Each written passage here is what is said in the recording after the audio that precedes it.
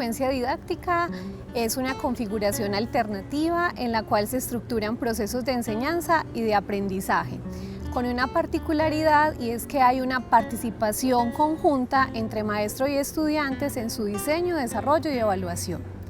Me voy a permitir hablar de algunos de los elementos que la constituyen.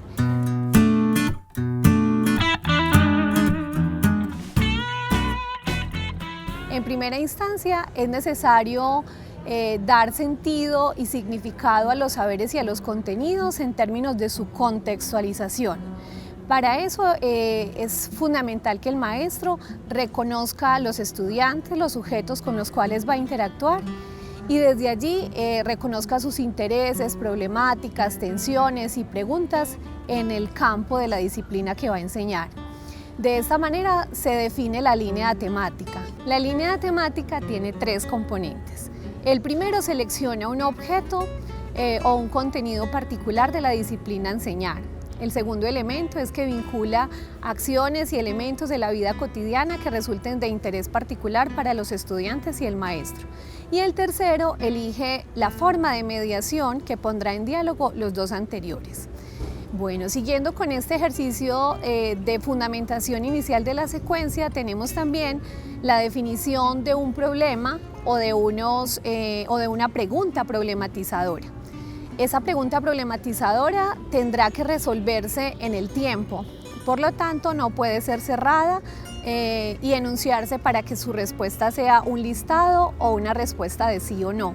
Por el contrario, permitirá acciones en el tiempo de búsqueda, de indagación, de conceptualización y de apropiación del conocimiento. En esa medida se formulará la pregunta y se dirigirá acciones en función de los objetivos. Un objetivo general que demarque qué vamos a hacer, cómo lo vamos a hacer y para qué lo vamos a hacer.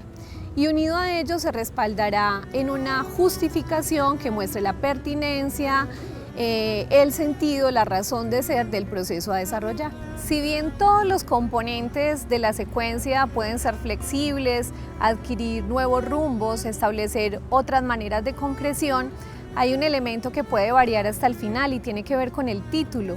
La manera como nombramos la secuencia y el proceso o el camino de conocimiento es determinante.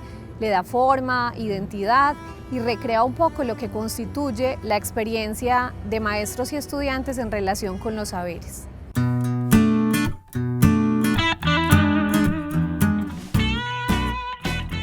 Otro asunto importante es considerar que para poner a circular los saberes es necesario que el maestro ante todo esté fundamentado y que esta construcción también permita que los estudiantes se impliquen. Es necesario recurrir a fuentes bibliográficas de respaldo que permitan poner en diálogo los conceptos centrales de la secuencia didáctica. En esta medida es importante no solo referir una, dos o tres fuentes, sino buscar aquellas que sirvan de respaldo muy sólido para establecer esos elementos propios de la línea temática. Entonces, si estamos hablando de un elemento de la vida cotidiana, de un asunto propio de la disciplina y de una forma de mediación, esto tiene que fundamentarse y desarrollarse en la perspectiva de varios autores. Aquí no es reproducir teorías, parafrasear ideas de otros, sino poner al servicio las fuentes en función de lo que se quiere constituir y consolidar teóricamente en la secuencia. En este apartado también pueden haber elementos legales que entren a fundamentar y a respaldar el ejercicio propio de la construcción teórica.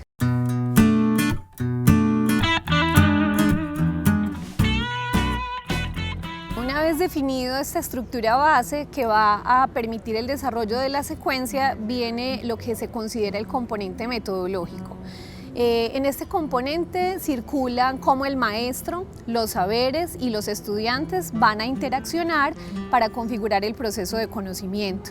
También se habla de los medios, de los recursos, de los escenarios propios para la experimentación y la puesta en curso de los saberes. De otro lado, también allí podemos referenciar cómo se va a estructurar la secuencia misma en términos de momentos, etapas o desarrollos. Algunos autores plantean términos muy generales y hablan de que cada una de las sesiones tiene un inicio, un desarrollo y un cierre.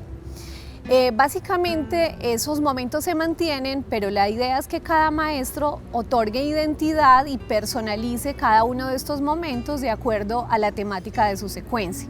Ampliando un poco este componente metodológico, cabe anotar la necesidad de que transcurran varias sesiones de clase para que se hable de secuencia didáctica y no quede referenciado solo como un acto episódico de un taller y no se confunda con otro tipo de configuración. Es necesario que también se evidencien la manera como esa estructura va a permitir un diseño global en el que siempre permanezca la línea temática y por consiguiente estemos fundamentados en la pregunta problematizadora.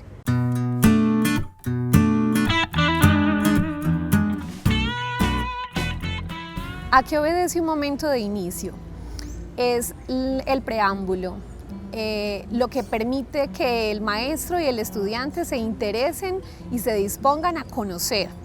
Es algo como el calentamiento de un ejercicio inicial en el que la pregunta, las mediaciones tecnológicas pueden ser referencia y motivo de provocación para que los estudiantes tengan desde allí un punto de partida para participar en la sesión. En ese momento de inicio se recogen saberes previos, se hacen ejercicios de exploración, de búsqueda, se hipotetiza y se genera toda una condición para poder continuar con un segundo momento de desarrollo.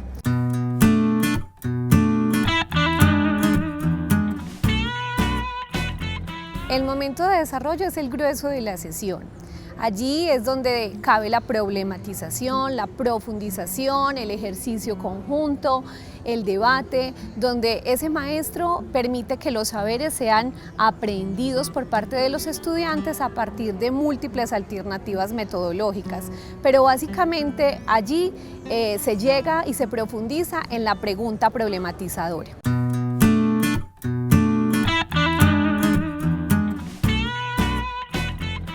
En este se produce, se crea, se cierra, se recoge eso que se ha producido en la sesión de clase. Es la posibilidad de generar ejercicios que vinculen y que aproximen al estudiante a relacionar la pregunta problematizadora con el mundo de la vida.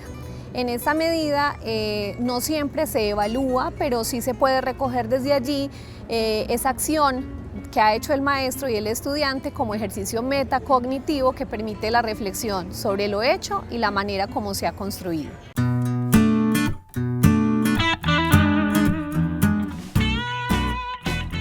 Hay un componente que no porque lo citemos en este momento sea el final, quizás puede ser un punto de partida para establecer una secuencia y tiene que ver con la evaluación. Dentro de una secuencia tiene que estar definido y referenciado este proceso. La evaluación entonces tendrá que recurrir a una concepción. ¿Cómo se concibe para el caso de la secuencia la evaluación? ¿Qué sentido tiene? ¿Qué funcionalidad? ¿En qué momento se desarrolla? ¿Cómo participan los sujetos? ¿A partir de qué instrumento se va a evaluar? Y para esto entonces es importante que incluso desde los inicios los estudiantes tengan claros cómo van a ser evaluados, para qué van a ser evaluados y a través de qué criterios fundamentalmente van a ser evaluados.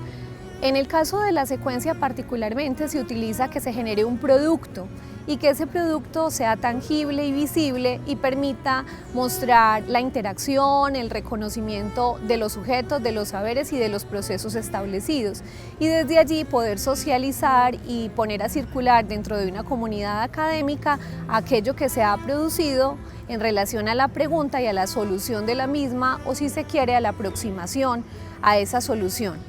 La evaluación será un componente fundamental y determinante que va a permitir no solamente establecer el grado de alcance del objetivo o el nivel de apropiación de los sujetos frente al objeto, sino también permitir evidenciar cómo se aplica en la vida cotidiana y se trasciende el contenido para que realmente se cumpla con el propósito de una secuencia didáctica, que es la construcción conjunta de todos los participantes en función del conocimiento, su aplicación y de cómo se transforman y se forman en un proceso alternativo. Por último, cabe anotar la importancia de que el maestro genere reflexión pedagógica alrededor del desarrollo de las sesiones y de cómo impacta lo que se ha trazado en términos de metodología y de camino a los estudiantes, porque esto los ha vinculado con distintos escenarios, no solamente el aula, para desarrollar los procesos de aprendizaje.